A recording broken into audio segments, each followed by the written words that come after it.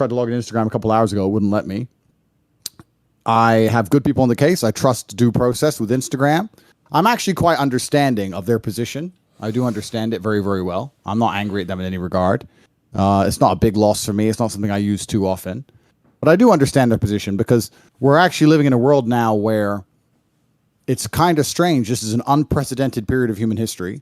And we have internet sensationalism, global sensationalism on a scale which has never happened before.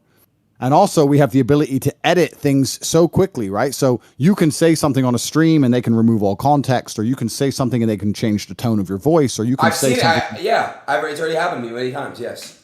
Exactly. And then what they can do is they can throw that in front of a hate mob, and then internet sensationalism can take control, and people can start to believe in narratives which are false, and then people have to take some kind of action against that. So I understand all these things. I understand that with great power and great influence comes great responsibility.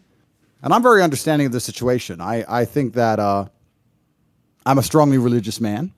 I believe that God will prevail, the truth will prevail. Right. The one thing that's a little bit annoying, I mean, because a lot of people have been insulting me for a long time on all platforms, and that's fine. It really doesn't bother me because I'm an extremely strong person.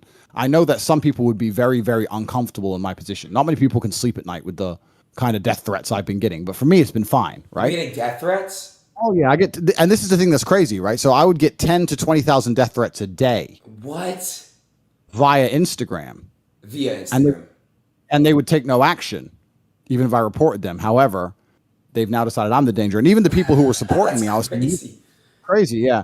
I was saying, look, if you're going to support me in public, if you're going to discuss things in comments, please do it respectfully, because hate on hate, it ain't going to get I have a question. Right? The guys saying in the DMs that are going to kill you, be honest, if they saw you in person, do you think they'd keep that same energy?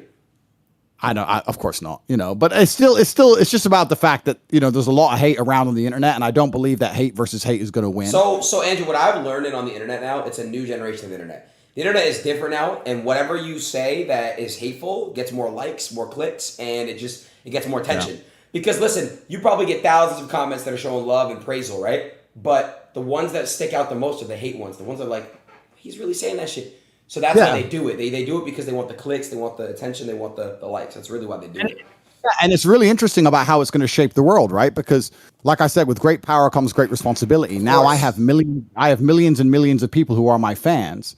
And I was literally teaching them and telling them on Instagram 3 days ago, if you want to defend me, then stick up for me in a respectful way. Even if they're insulting me or threatening my life, do it in a respectful way, because just arguing back and forth in a bitter, immature, hate on hate way isn't going to work. Show that if you're a fan of Andrew Tate, you're a respectful person.